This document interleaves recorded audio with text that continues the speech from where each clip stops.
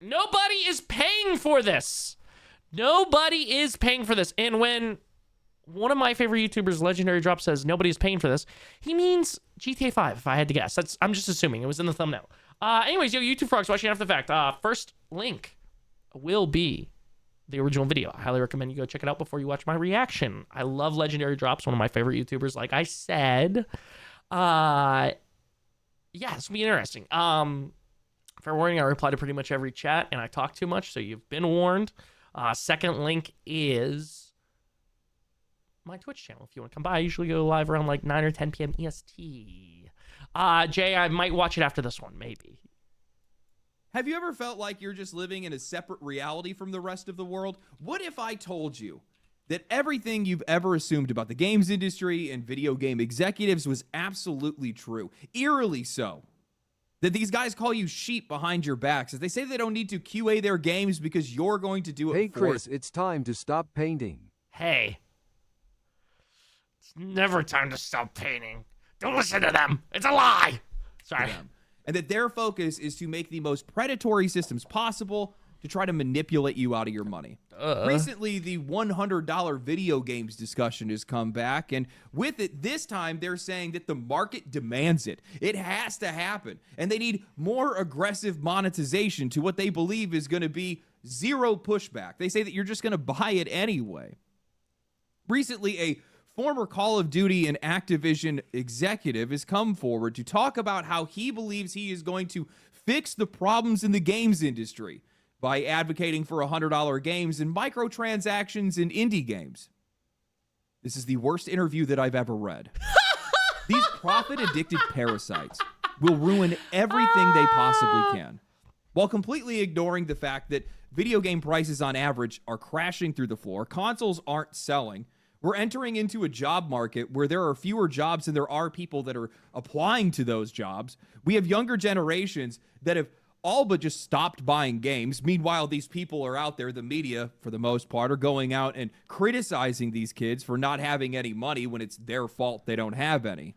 I would just like to say that if they start making every game $100 USD in the current economic climate that we're in, it's about to be, let's just say, there's going to be a lot of pirates coming back around, sailing the seven seas, okay? Let's just say we're about to see a revive of pirates, okay? Because ain't nobody paying $100 for an Assassin's Creed game. Ain't nobody paying $100 for goddamn Call of Duty. Actually, no. I think there's some ball and gun gamers out there that would pay $100 for Call of Duty. And there's ball and gun gamers out there right now that pay $100 for sports games every year. So, for the deluxe edition. So, shouldn't say that. But I think the market does not need $100 games. We were just barely getting used to 70, and then Nintendo was like, hey, what if we made it $80? Okay? Not swag, Nintendo. Not swag, but yeah, dude, I think this will also be a very good, easy PR dunk for a lot of games to be like, hey, like Mafia was $50. Oblivion Remaster, I believe it was $50, right? Expedition 33, $50. Hades 2, I don't even remember how much that was. I think Spike gifted it to me when it was in like, it's like not full release state, but cheaper than fucking $70, man. As a selective gamer baller, they'll never get $100 out of me. Yeah, dude, fuck that. Wait for a sale, or don't sail the seven seas, okay? Don't do that, chat. Don't do that. That would be evil, okay? We're about good karma in here. Even though you could argue that since these game companies just keep taking advantage of you over and over again just to appease their shareholders who just get richer and richer while we get poorer and poorer, that actually pirating things is actually probably the best moral decision you could make against these companies that are telling you that they're giving you quadruple A games. But that pirating is bad, chat. Do not do that, okay? Sorry, my eye's been twitching. I think I have a migraine or something. So today what I'm going to do is I'm going to introduce you guys to the world of video game executives and how they ruin everything. I'm sorry. Today's video is sponsored by Raycon. Now that the holidays are over, this is usually the part of the year where I start trying to get back into some kind of routine. Damn, my boy yoked. Walking more, pretending like I have my life together. And one thing that I've actually stuck with this year are Raycon's bone conduction headphones. These aren't normal earbuds. They sit outside of your ears and use bone conduction, so the sound travels through vibrations instead of blocking out your ears. I'm not going to skip the ad. I feel bad. It's legendary drops. At the gym, I'll throw on music for lifting, or when I'm on the treadmill, I'll just straight up watch some anime on my phone. The big difference is that I can actually hear what's going on around me, people moving, machines, announcements, without having to pause or pull anything out of my ears every 5 minutes. It sounds small, but it makes your workouts a lot less annoying. They're also just more comfortable for longer sessions. No earbuds digging into your ears, no slipping once you start sweating, and they're built for 13 hours of battery life, IP68 waterproof and dustproof, so sweat, rain, or yeah, I'm not even gonna lie. I mean, I haven't tried these ones, but I did have an old set of Raycons, and man, did they hurt my fucking ears. And the bass was way blown out. But that was in like 2019, so I don't know if it's still like that. He already got the money for it. You know what? I didn't even think about that. Hold on, he could. Wide. Thank you to Raycon for sponsoring today's video. When I say it feels like I'm living in an alternate reality, I mean it. I look around right now, and honestly, I don't know who these... Titanfall 2? How I miss you so much. Sorry. Unethical reacts. Yeah, let them know. People think they're talking to. Executives, politicians, the media, all acting like they can tell you the sky is red and you won't notice, as if people can't fact check their bullshit in 10 seconds. For the past 2 years, we've watched as journalists and executives have cheered on the idea of $100 games. Journalists because it's going to generate clicks, outrage, and easy discourse for them, and executives because they've convinced themselves that it's necessary for survival. A lesson you would think that they would have learned by now, considering that Xbox floated an $80 Outer Worlds 2 and nobody showed up, somehow managing to have less players than Avowed. Nintendo had the... Oh my god! 600 playing right now? Oh my god, bro. That's horrible, dude. I mean, Starfield has more, right? Fucking Cyberpunk 2077 has more.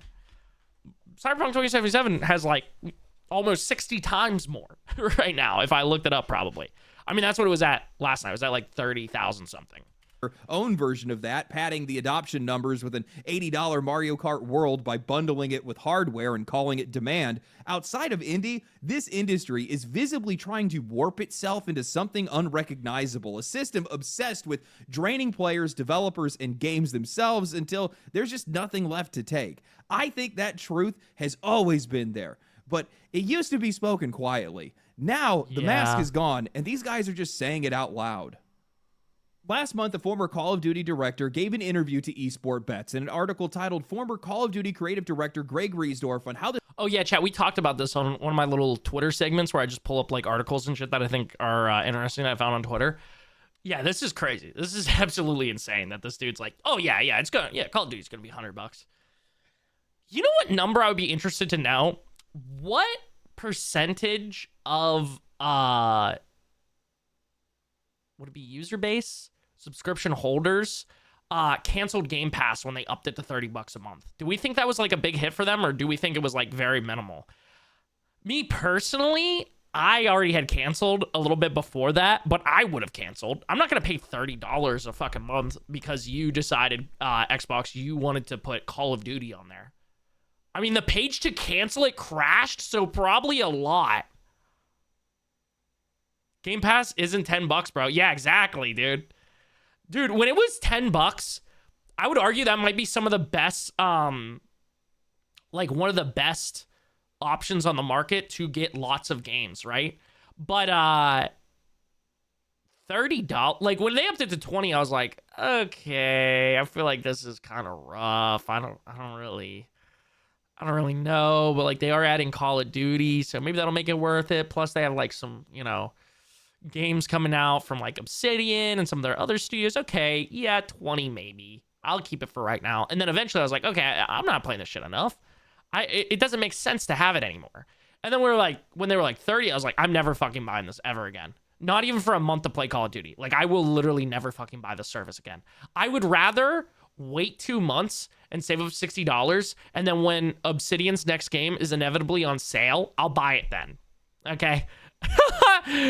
when the next Obsidian game gets a 7 out of 10 again and it goes on sale for $55 on Steam the next month, then I will have $60 to spend on that I would have spent on fucking Game Pass.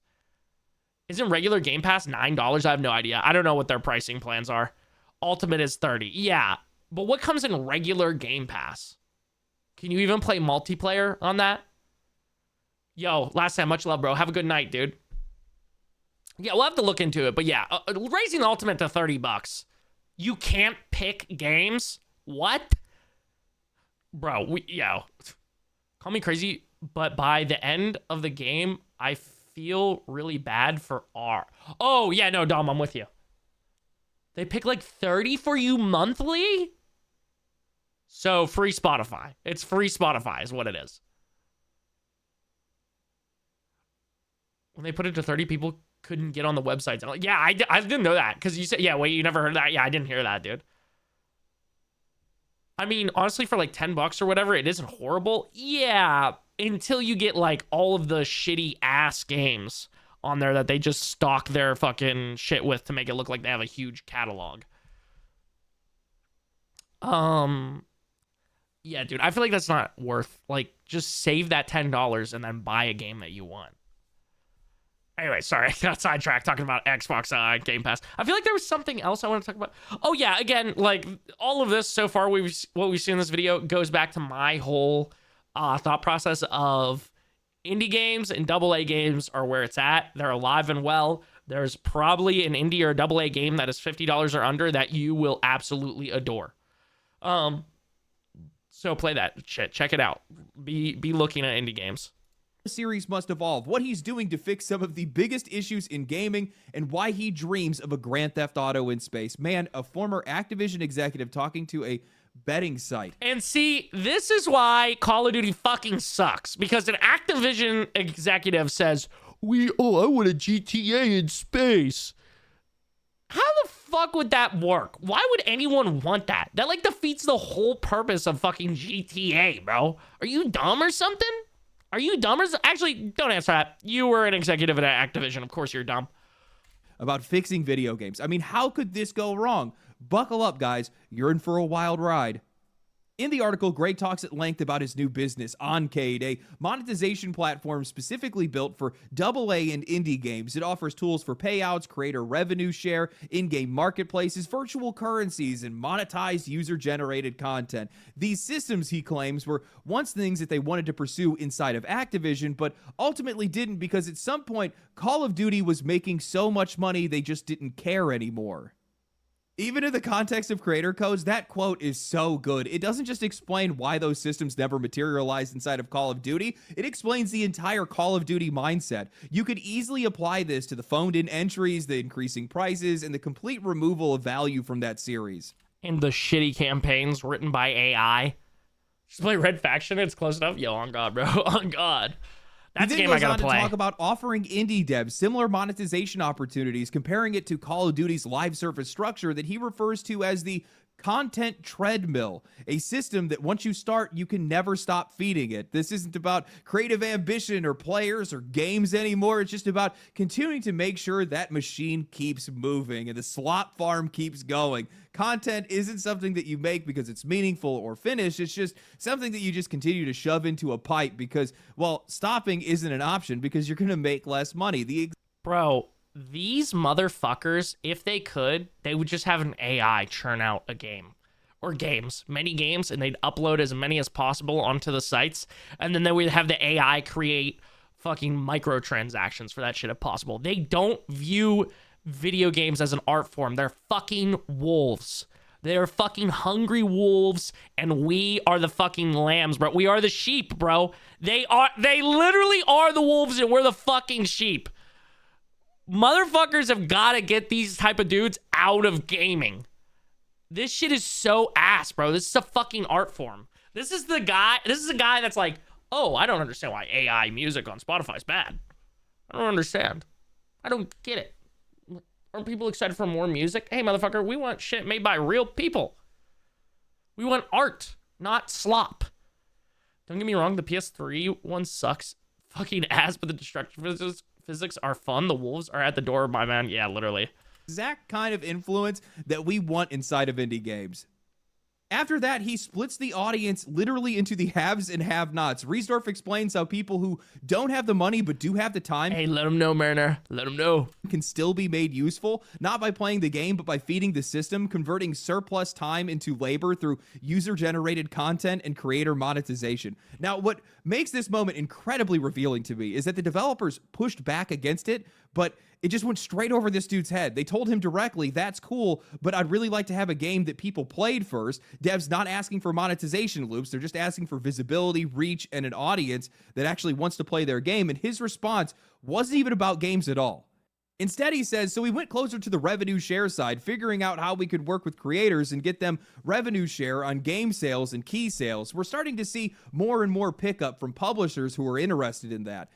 This is so dystopian. How is this stuff even real? When developers say we want people to want the game, the only thing this guy can think of is turning players, creators, and communities into distribution nodes, making everybody a part of an ecosystem that's economically useful, whether they want to be or not. The brain rot only continues when he was asked what was the one biggest decision or feature you and your teams brought to Call of Duty that, looking back, had the greatest impact on the franchise as a whole. He responds, loot boxes. You can't make this up, saying that for Advanced Warfare, the loot boxes became this pincushion, right? But the entire loot system was a reward system, and the loot boxes became the monetization system on top of that. The actual reward system of being able to be rewarded with different weapons, different outfits, and all that stuff, it was huge to the franchise. When we were pitching that, the response was, we're selling bacon skins for $2. Why would we get rid of that and try this new reward system out? That ended up being huge for the franchise as a whole. This guy loves loot boxes? Huh, shocker. Dude, this is crazy. If this is where indie gaming goes, I feel like it'll get to the point where like artists are getting to right now where they're like, I don't want a label. I don't want a label because they're going to tell me what I can and can't do. I'm going to do everything independently. Which, like, you know, shout out like what's Kepler? Shout out Kepler. They're like fully just like fund studios so that they can make the games that they want to make. Shout out Larian for being self-published. Shout out Ad Hoc. Shout out all these studios that aren't letting anything like this interfere with their games. But yeah, fuck this guy, honestly. Fuck this guy and his whole way of monetizing this shit. Like, why the fuck are you trying to force microtransactions into an indie game? Bro, you fucking kidding me? Look at this photograph. Hytale is the Minecraft one? Yeah, it looks like Minecraft. And it's open, or like it's a sandbox game. But that's really the only two comparisons. You know now that I've sat with it for a good 3 hours. Expedition 33 was the most well-written thing I've ever played. I think it's taken my #1 spot of favorite game. Hell yeah, bro. Hell yeah. Dude, yeah, same for me. Same for me. Should I take a tab? Yes, bet. Wait, a tab of acid? Let them know.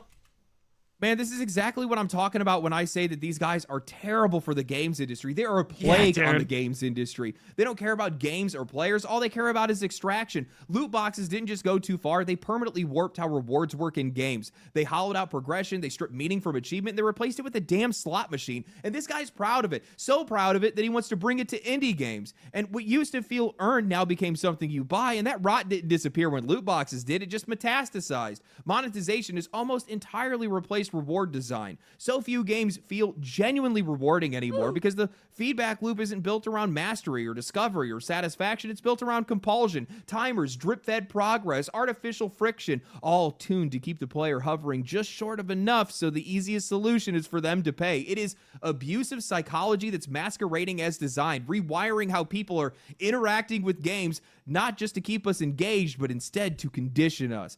Players aren't chasing fun anymore. They're just mashing the reward button like lab animals, except the button is now our credit card and the prize is a banana suit. After that, he just keeps talking and somehow it just continues to get worse. You know what this is reminding me of? When Hideo Kojima wanted to make that Silent Hill game and Konami was like, we're really trying to make mobile games right now. So you can run along, Hideo Kojima. That's literally exactly what this is reminding me of. But yeah, dude, this guy's a fucking disease to the gaming industry. Labels are for lames. Yo, what's up, Dan? How's it going, bro? Let him know, twin. Let him know. Okay, but let's be real. Slot machines are fun. Yeah, dude, that's why I be playing, what's that game? The slot machine roguelike one? Sorry. Hideo Kojima had to have had a little day in Lune. Oh, a little play in Lune's design. Why do you say that? Why do you say that, Dom? Why do you say that? Also, Spike, what's up, goat? Banana suit is tough, though. Yeah, hey. Mariner, you might be the target audience right here. Wait, hold on. Tell me this indie game for $5, I can buy this fucking banana suit? Hold on.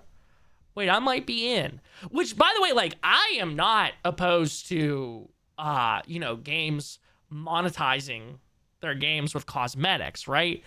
But when it's like, okay, we're going to make this shit as predatorial as, like, Prime Advanced Warfare or, like, Star Wars Battlefront 2 on launch. Now we're, hey, yeah, we're going to need a Johnny Silverhand this guy, okay? We're going to have to Johnny Silverhand this fucking HQ here if we don't lock it in, all right? Just kidding. By the way.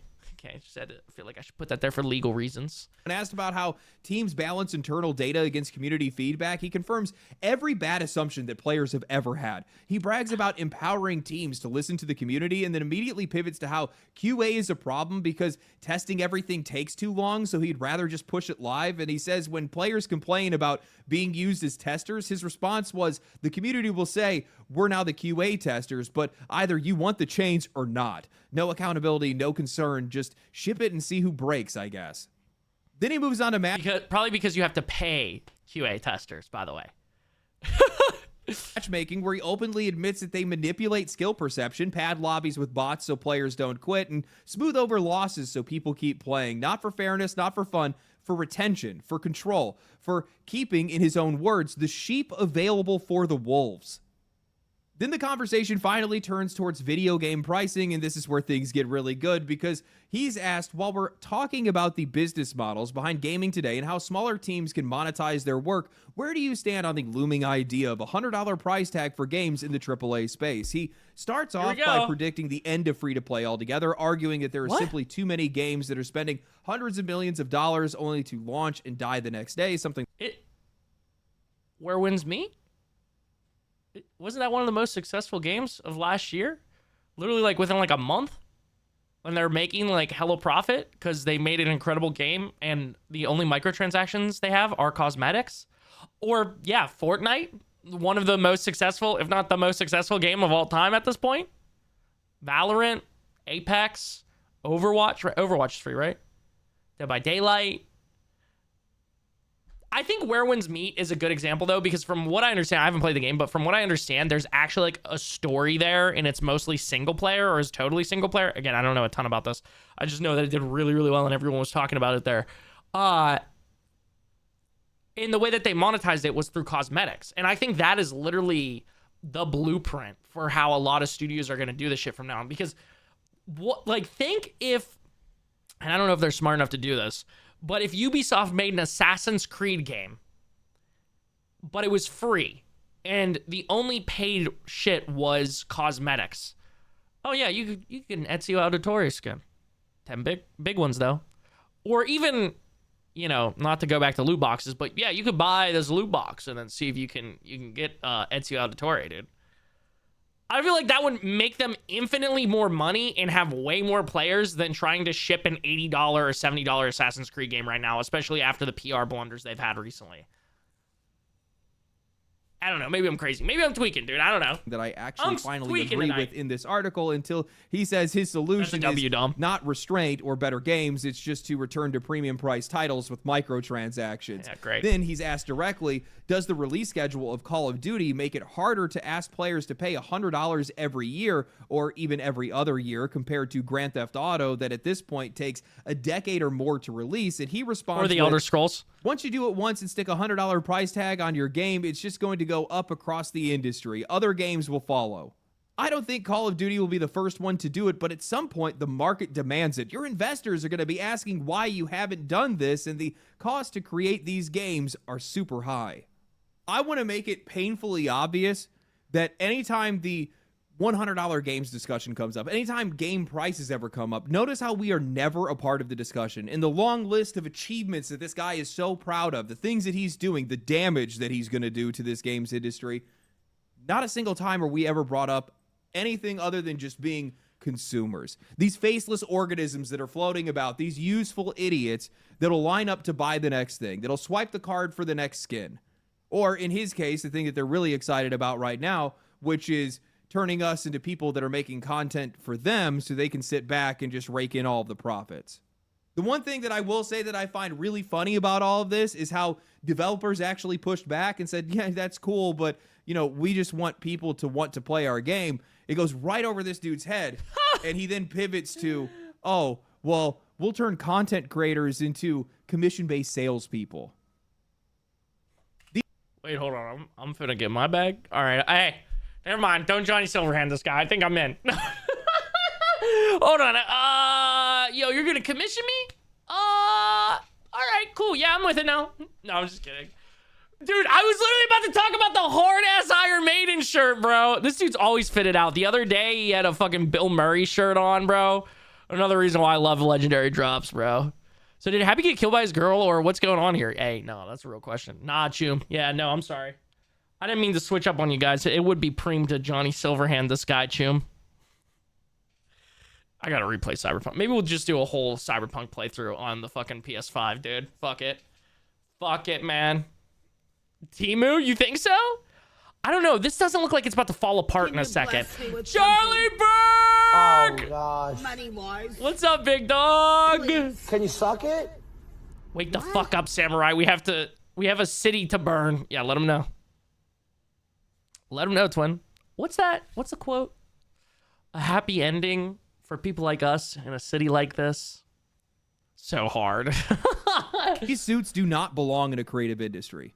They represent a very real rot within the games industry, something that I think is more venomous and damaging than ideological differences that we may see sometimes.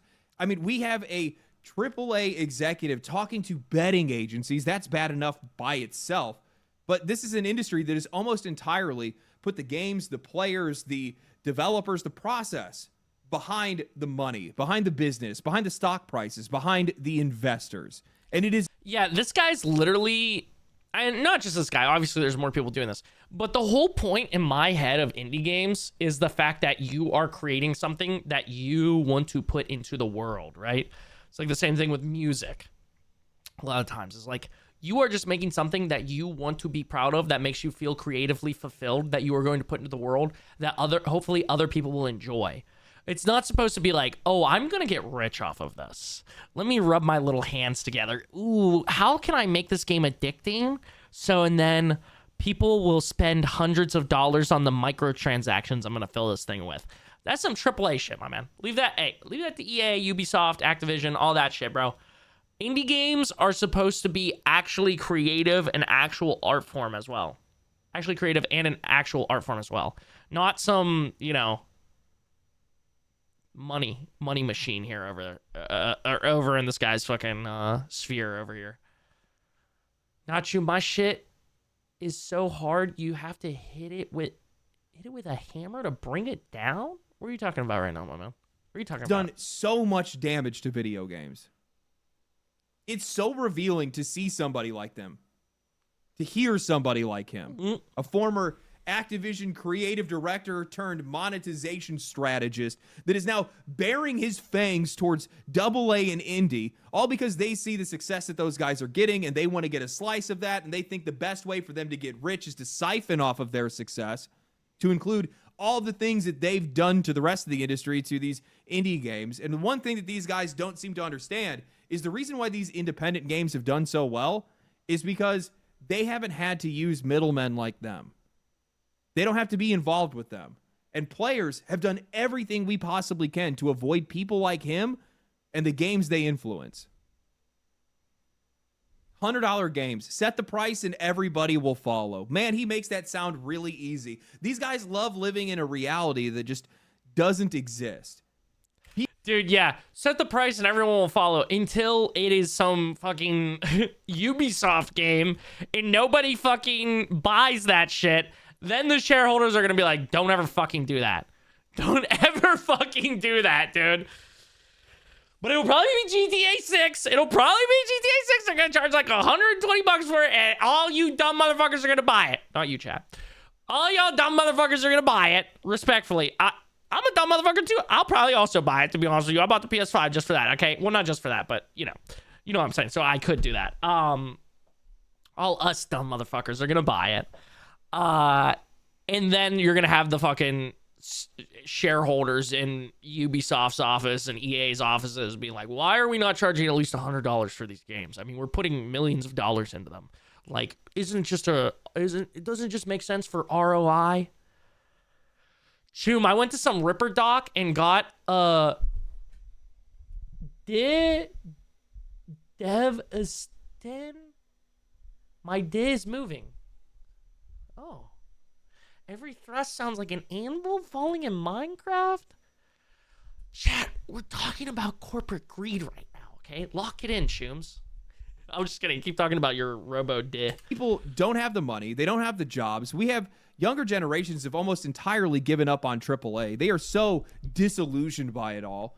And I don't know where these guys think the money's going to be coming from. I don't think they know where the players are going to be coming from. And if these guys chase it, they're going to fail. And part of me wants them to do it. Burger, I'm going to be honest, for tonight, I'm probably good. I appreciate the invite very much, though. I use oil as lube, motor oil like a real man. Also, Charlie Perk, the fact that you won, holy shit. With the all, my goat. Because I would love to watch it happen. Now, what I love is that this guy is wrong, immediately and emphatically wrong. How is he claiming that once a single game sets a $100 price point, that the rest of the industry will follow? My guy, we already watched publishers try to push a far smaller price increase. Good luck, go. Thank you again for the invite. I appreciate you. You gonna play it until dawn today? Not today, no. We're gonna be playing Hightail. And then maybe Dino Blade, because I was supposed to play that last night, but then I started feeling like ass. Sorry, let me go back here a little bit. I was yapping. My bad. Because I would love to watch it happen. Now, what I love is that this guy is wrong, immediately and emphatically wrong. How is he claiming that once a single game sets a $100 price point, that the rest of the industry will follow? My guy, we already watched publishers try to push a far smaller price increase and fail. 80? Outer Worlds 2 floated $80, and they quietly walked that back. Mario Kart World is the only real example of $80 sticking, and even that came bundled with hardware at launch, padded by circumstances more than anything else. Since then, 84% are from the bundle? That's actually crazy. I did, Dom. I re-downloaded that shit. Aquados, what's up, go? Real men use the garbage disposal as a flashlight. Charlie Perk, I missed having you in chat, bro. You might be one of the Christian TG92 community's strongest soldiers. Got my little sister on Demon Slayer. Dude, I gotta watch Demon Slayer. I started watching it a few years ago, and then I fell off. I gotta watch that shit. That shit was so peak. Nothing. Not a single major release has been above $70. If these companies can't normalize $10, then what is the idea that you're trying to come up with that suddenly they're going to be able to jump to $100? That's pure fantasy. Now, I will say he is right about one thing, and that's that Grand Theft Auto 6 could probably get away with it, but that's not because $100 games are inevitable. It's just because Grand Theft Auto is a genuine anomaly. It's a franchise it's the only franchise that exists completely outside of genre loyalty, platform tribalism, and gamer identity. People who don't play games buy GTA. People who haven't touched a controller in a decade are going to buy GTA. It's not sold as a product or service. It's sold as a event, a place, a cultural moment. Grand Theft Auto also functions as a cultural time capsule of sorts. Each entry is sharp, exaggerated. It's this parody of a moment released into the ether. It's the media, the politics, the celebrity culture, the technology, the social anxieties. It feels recognizable even when it's absurd. And that's why people who don't even follow games still get GTA almost immediately. Now, you could argue that the hype is excessive and the expectations are out of control, and I would absolutely agree with you, but none of that changes the reality. GTA is just that game that's the only game that has an audience that large and that broad to even attempt a $100 price tag, and that... Yeah, right now, I would say if Rockstar's making Red Dead 3, like, let's say somehow the development cycles had been sped up through the years, I think they could get away with it for Red Dead 3 as well. Just because Red Dead 2 sold so well and it's so critically acclaimed, right? Pretty much anything that Rockstar does, I think they could get away with a $100 price tag, but especially GTA 6. Doesn't prove the rule, it just shows how completely isolated this exception is. Any game that thinks to attempt this is just going to drown immediately. Even Call of Duty, one of the most popular and recognized franchises in all of existence, still has a limited scope and who their audience is and how many people they can capture. There are other options when it comes to competitive shooters, when it comes to RPGs, to fight. Well, especially because Black Ops 7 has been such a shitty game. It's been a shitty game. It's been dunked on endlessly, pretty much. And they're using fucking AI slop in it. So it's like you just have pretty much like 3 different bad things going against your game all at once. So if they're trying to launch a Call of Duty at $80, or did they launch this one at $80? I don't remember. If they launch that shit at $100, especially after Black Ops 7, I don't think that's gonna go well. I don't think it's gonna go well. And I don't really know, again, other than like GTA 6, what is another game that's coming out in like probably like late 2026, 2027 that you could realistically justify being $100?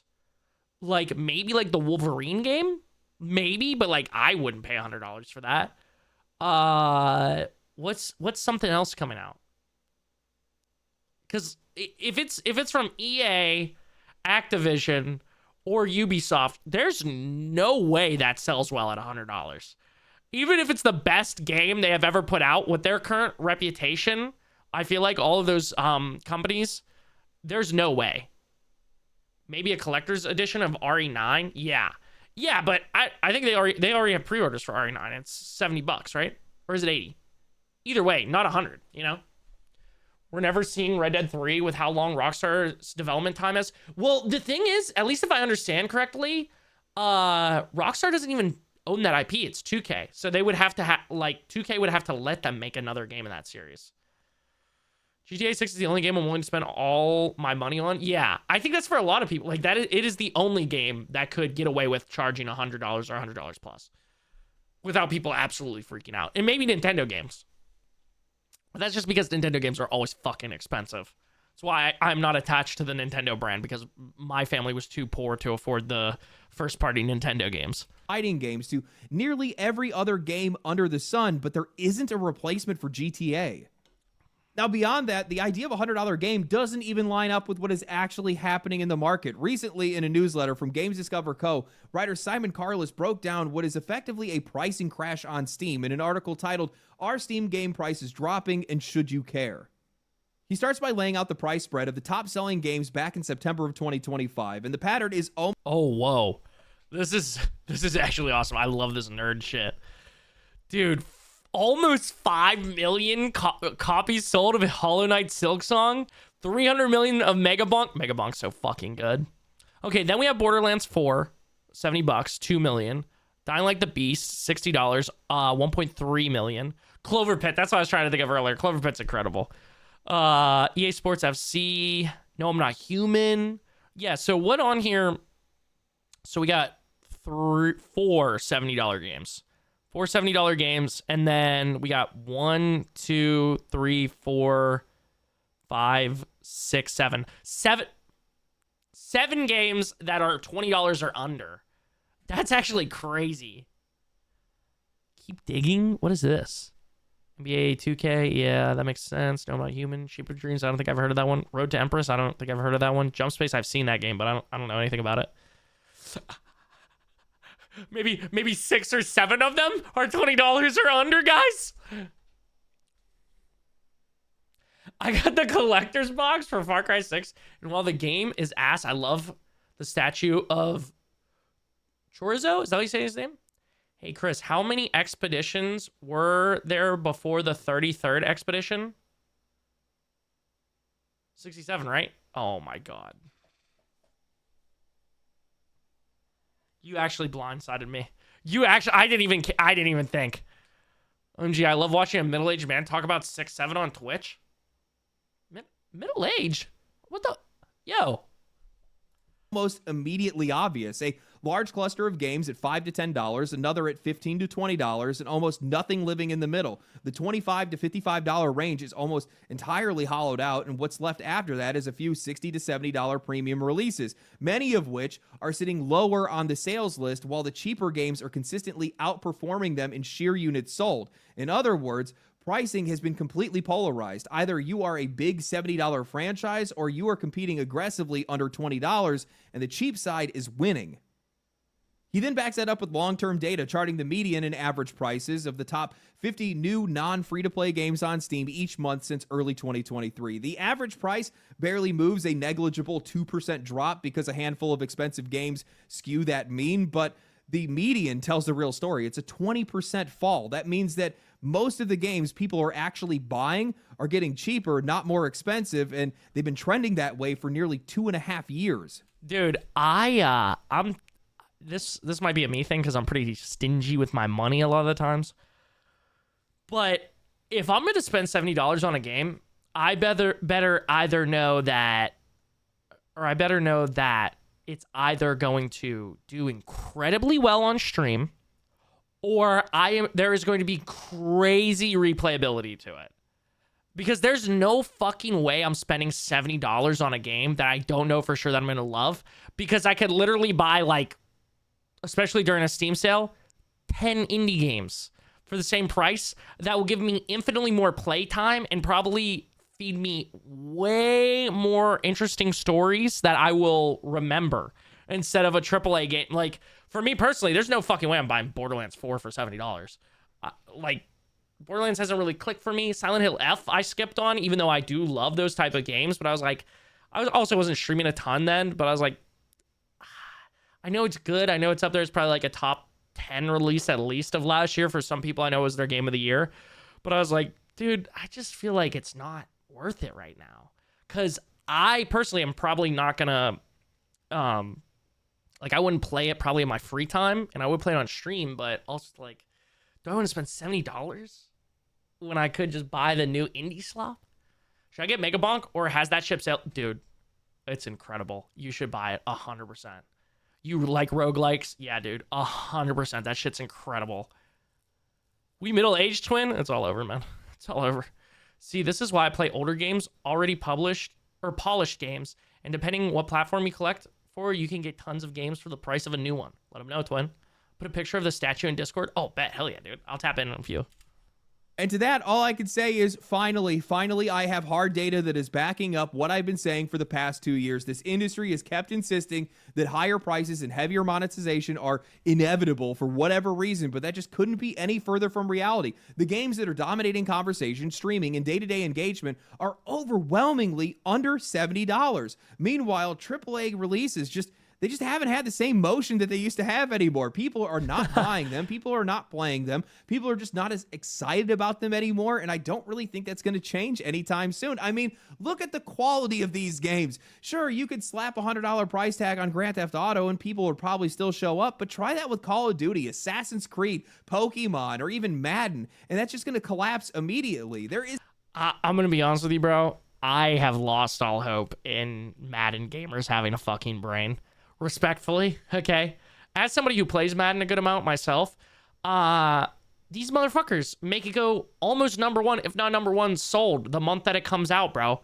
These dudes don't fucking know how to pay with your vote with your wallet, bro. They don't. 0-1, yo. Listen here, Dan. I'm about to beat that ass on some college football, bro. Just kidding. You're gonna destroy me. I was just kidding. I'm ass at that game. But Madden gamers don't know how to wait a month, bro. Wait a fucking month. Make them be afraid. And I know from talking to homies that buy Madden every year, they buy the deluxe for $100. So of course, Madden would still sell. Which also goes to the fact that fucking EA has a monopoly on fucking sports games right now, which is a whole nother topic I could get into and scream about. With fucking the NFL, giving them exclusivity. Yeah, anyways. Cringe. cringe. I think actually Madden is one of the ones that it could work for. Madden, maybe 2K. I mean, technically, EA doesn't have a full-on monopoly. It's an oligopoly. That's what they have going on. Need my legendary Joe Thomas, and only way to get it is by my yearly $130 donation to EA. Here you go, EA. Thank you for the legendary Joe Thomas. Thank you. Wait, is that a MUT card? Is that what you're talking about? EA are like one of the worst gaming companies ever. They really are, bro. They really are, which is sad because they didn't start that way. Yeah, Chris, they fired fucking Greg Roman. We're so up next. Oh, yeah, I saw that shit, dude. I fucking hate Greg Roman. I hate that guy with a fucking passion. I'm so glad that he is not there anymore. I forgot he was there. Don't say EA's name in vain. They will know. Yeah, and I heard they're about to have some even more powerful allies, so you guys better watch out, chat, okay? Hi, King. Hello, Jay. Maybe our O-line will finally improve. Yeah, they fired your offensive line coordinator, too. Isn't a single AAA franchise outside of some extreme outliers that would be able to justify that price. And deep down, even the people that are making these games, they know it. That's why not a single one of them is actually trying it. None of these games are delivering on the price tag that they already have. What are we even talking about? Most of what we see from AAA right now is rehashes and remakes of the same tired Limburg! Yeah, you're the problem, man. You are the problem. Chris, our offensive coordinator is Greg Roman. No, but you fired your offensive line coach or something like that. I forget what it said on fucking x.com. Limburg, how's it going, goat? Did I miss anything? Oh, yeah, Jay, I'll text you at some point. Franchises that are pushed out on a near yearly cycle. They are old news. They don't do anything new. And half the time, they barely even launch in a working state. I mean, are we forgetting about Randy Pitchford coming out and saying that real fans would pay $80 for Borderlands 4, the same Borderlands 4 that launched with abysmal performance that players couldn't even play and that most people dropped almost immediately because of how shallow the overall game is? Oh my God. I did not know that this is what the fuck the players right now chart looks like, bro, in the 24-hour peak. This is crazy. This is actually insane. This, every time I see something like this, like the charts like this, charts aren't everything, obviously, and Borderlands 4 is also on console, so there's a chance that there's a larger group of people still playing, right?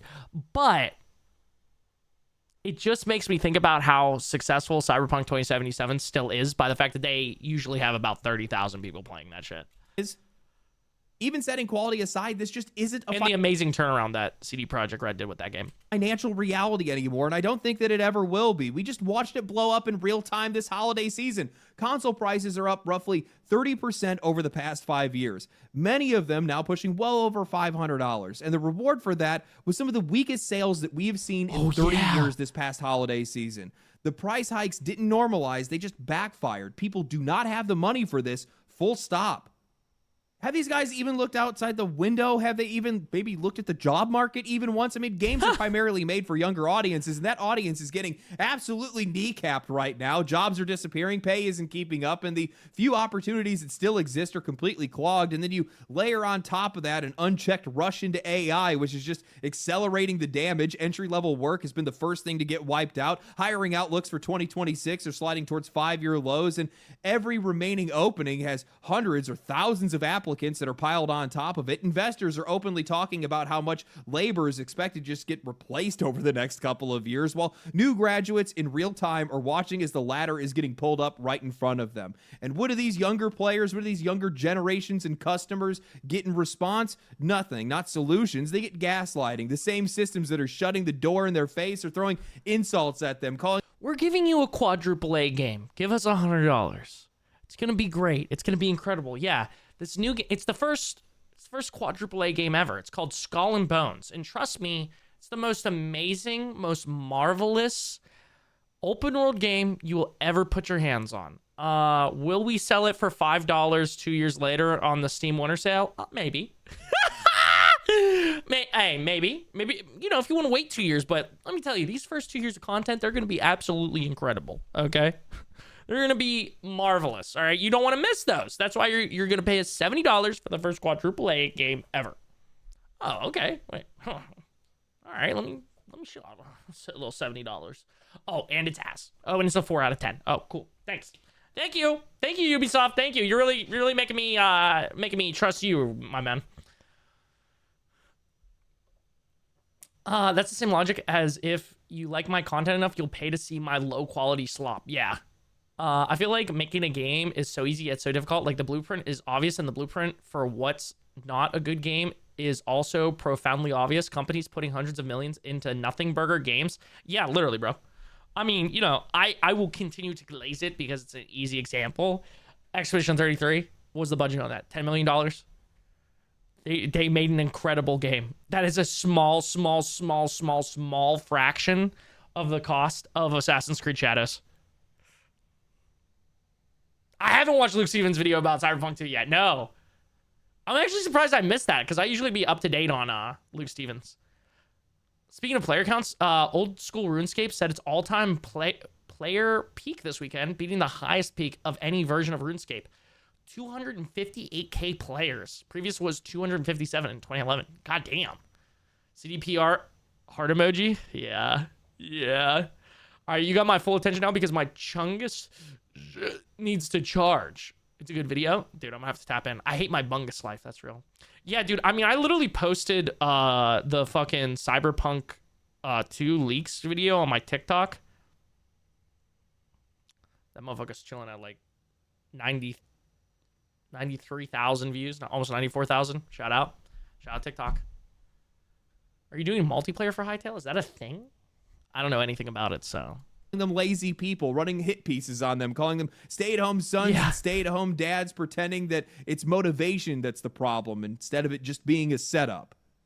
This is why the $100 fantasy collapses the moment it touches reality. The market isn't asking for higher prices, players are not positioned to be able to absorb them, and the games that are being made simply do not deserve that price. What we are watching right now is an industry that is not responding to demand. It's an industry that's trying to justify itself. It's an industry that is trying to brute force a solution to its own failures by charging more for less, louder, and faster. And the most damning part of this is, if $100 games were actually inevitable, well, they wouldn't have to keep trying to explain why they are. I wouldn't be surprised at all to learn that Gen Z and Gen A are completely jaded against AAA. I would be if I were them. I'm advocating for you guys. I have no idea where these executive heads are at right now. What do they think is going to happen when more jobs get sucked out of the market? Do they think the government is going to swoop in and subsidize our video games? These guys are more likely to use this as batteries for data centers. The market demands it. I personally love that he unironically uses the meme that I use against them, which is, what will the investors think? He literally says it. They're going to start asking why you haven't raised your price. Probably because your games aren't selling. And there's not enough customers that are out there to be able to justify or buy games that are so aggressively priced. You know, outside of a lack of money, the other thing is that there's just more options. There's better options. You know, looking at the rise of free-to-play games, while I definitely have plenty of criticisms to share there, there's a reason why gacha games and games like Fortnite are as popular as they are. They offer an obscene amount of content. So much content. These guys don't got to do anything else. Then on top of that, you have indie, and that's just another beast entirely. You know, with indie games, I feel like we're living in the best of times and the worst of times because we have AAA, which is actively trying to implode the video games industry. And at the exact same time, we have indie that makes it feel like we're being teleported back to early 2000s, where it's just banger after banger, and these games are innovative, they're new, they're fresh, they're fun, they're way more fun than anything else that's out on the market, and we get the added benefit that they're less than the price to get a full tank of gas. Well, actually, by a long shot. They're also less than getting fast food. I looked at my game purchases, my entire set of game purchases for 2025. 75 games I played, which I'm actually pretty damn proud of, to be honest with you. I put in some work for sure. But out of those games, only 10 of them were AAA. 4 of them were free to play. And the rest of the games were all indie games that were $20 or less. Which means that out of the 10 AAA games, they accounted for more than 50% of the money I spent on video games. Think about that. That is wild.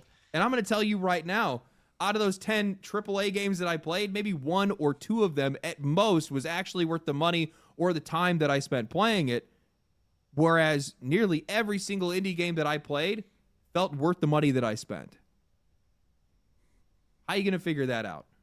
Value. Well, and also back to what I was saying about like indie games stories like sticking with you. Indie games also don't have to go and play into a wider audience to appease shareholders, so they can take a risk on telling absolutely fucking insane stories or trying new things because they have no one to appease but themselves and maybe sometimes a publisher. If they're like, you know, going through whoever, depending on the publisher. I mean, if you have like Kepler, they aren't gonna intervene at all. Oh yeah, you made a comment about a dev having the same name as me. And for some reason, people on Reels made my comment blow up. Like, what? Yeah, dude, I saw that. It's like 30 likes. Jay, Trials? Honestly, probably way later. You might just want to hit a honk shoe, bro. Because I'm really excited to play this Hytale game. Apparently Fallout 3 and Fallout New Vegas remakes are dropping soonish. Yeah, dude, there's a lot of talk online about that. I'm going to be honest. I'm not holding out hope for them to drop soon, but I think Fallout 3 remaster is definitely coming. I don't know about New Vegas. I don't know if I fully buy in. I asked because I seen it on TikTok today and it looks sick, but IDK if I'll play it outside of multiplayer settings. I need you to learn how to use a compressor. Like, holy shit. Wait, who? Chris, I'm going to suck you until you're off the market? What? Gaming is such a huge form of media and the worst human beings sit at the helm of it. Just like the music industry. Yeah, pretty much, dude. I mean, this dude is literally trying to fucking add microtransactions into indie games. I used to buy more games, but I'm sick of being scammed. I only buy games I do research on. No, that's real as hell, bro. That's real as hell. Oh my God, Atomic Heart is still $70 on PlayStation? That's crazy. That actually is nuts, bro. That shit should be way down. They should be doing more discounts on that shit. Yeah, Charlie Perk, I want to be honest, bro. I really only buy games whether either I have to like see a good amount of content on them or chat has to be like, buy it. That's what it was like with Dispatch. They're like, buy it. Expedition 33, I just heard incredible things about it. Cyberpunk 2077, I had it forever, but then Lumberg was like, dude, it's literally one of the best stories ever. You got to play it. My money is on Summer. The countdown on the website has nothing to do with the remasters. Yeah, I want it to, but I don't think it will. Summer, though, that would be good for Bethesda, especially like I was saying earlier. There's not really anything coming out in the summer because all of these game studios thought GTA was coming out in the summer, so they like moved their calendars around. Oh, the guy you're watching, Timmy Bum Bum ripoff? Hey, you better not talk sideways about my boy Legendary Drops. I'll slime you out. New Game Plus on Far Cry 5 today? Wait, there's New Game Plus on Far Cry? Why did I not know about that? Hopefully they shadow drop the remasters like the Oblivion remaster. I feel like they will. At least for Fallout 3. I don't know about New Vegas, though. New Vegas, they might hype up a little bit. They might be like, oh, yeah, we got something here. Proposition is way out of whack on this one. Anyway, hope you guys enjoyed the video. If you guys did enjoy the video, this is a video you want to like. You want to comment. You want to share with your friends and everywhere I do possibly can. Increase my influence. Make me more popular. Thank you guys for watching. Catch me on Twitch. Catch me on Kick.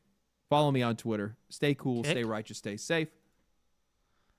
All right, let's see. What do the comments have to say? I mean, I pretty much said everything I was thinking about this shit during the video. All these corpos are underestimating my backlog. I didn't even get on board for $70, let alone $80 to $100. Lol. I'll stick to my $20 to $40 games. Yeah, we want $100, or we want $100. And then also microtransactions. Yeah, that's also fucking crazy. Reminder that industry sees casual gamers the same way casinos see retirees. He's actually making a point. I'm not even willing to pay $80, not because I can't afford it. I just refuse. AAA games are not worth that much. I agree, bro. Never pre-order. It's not going anywhere, so why rush? Never buy in the first month after launch. Let them fix it first. Never buy at full price. Don't make them think $80 is a fair price. It's actually words to live by right there, bro. All right, chat, I gotta piss. Also, I wanted to watch this video, but I'm gonna be honest, I really just want to play Hytale, so we might, I think I'm gonna save this for later. The exact moment that the AI bubble burst. I think that'll be a fun one for later.